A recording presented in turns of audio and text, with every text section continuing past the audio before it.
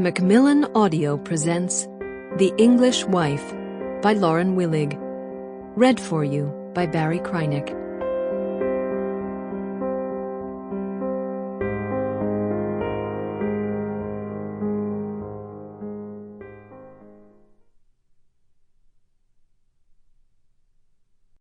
Prologue.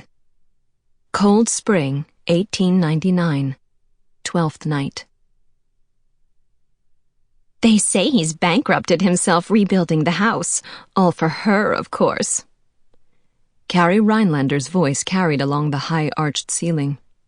And then there are those frightful stories about... Oh, Janie! I didn't see you there. No one ever did. Sometimes Janie felt like the threads on an old tapestry, blending into the background. That backdrop served its own purpose, Janie knew, but once, just once, she wished she could blaze out in a luster of silver and gold. But not here. Here everyone glittered, everyone blazed. Her brother's guests dazzled in garb that would have put a Medici to shame, every breast adorned with diamonds and rubies, every neck hung round with gold chains. The men peacocked in tights and short cloaks, the women dazzled in silks and velvets woven with gold and sewn with jewels. Janie's own costume seemed modest in comparison, the garnets set in and around the squared neckline subdued in their opulence, the poor cousin of rubies. Carrie? Janie acknowledged Carrie's greeting with a shy nod. They had played dolls together, made their debut together, but Carrie had no time for her now. Carrie had married, and Janie hadn't. Against that, all the bonds of kinship and childhood counted as nothing. Carrie lifted a jeweled hand in acknowledgement, but she was already sailing past. Poor Janie Van Dyvel, she murmured to her companion. All that money and still on the shelf. A backwards glance and a hushed comment from Carrie's companion, one of the new people, the wife of a man who had made his money in mines. Then Carrie's voice again, a carrying whisper that was worse than a shout. Hardly. There's been no one at all since Teddy Newland jilted her for Anne. Janie forced herself to focus on the array of sweetmeats on the buffet table. Hothouse grapes spilled off the edges of platters of ornate silver gilt. Strawberries, red and ripe out of season, glistened with sugar like flowers under frost. Bay and Annabel had spared no expense in this, their one bow to society.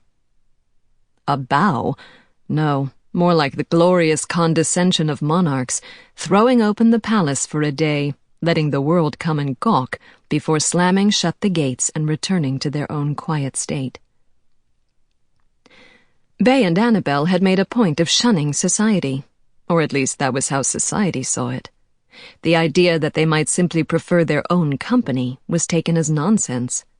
It was sheer affectation that drove Annabel Van Dyvel to ignore Mrs. Astor's invitations, to leave empty the family box at the opera.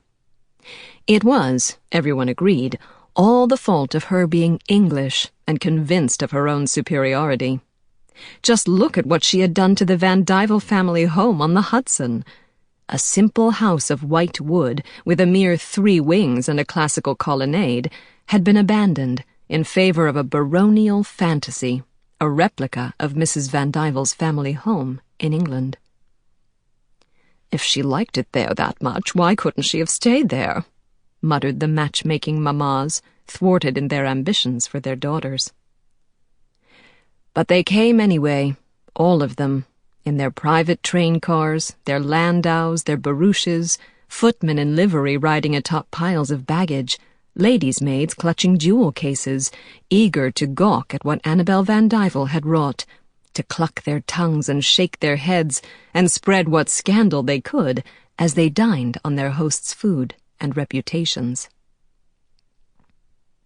Van Dyvel doesn't trust his wife in society. That's why they're never in town, on account of her intemperate appetites.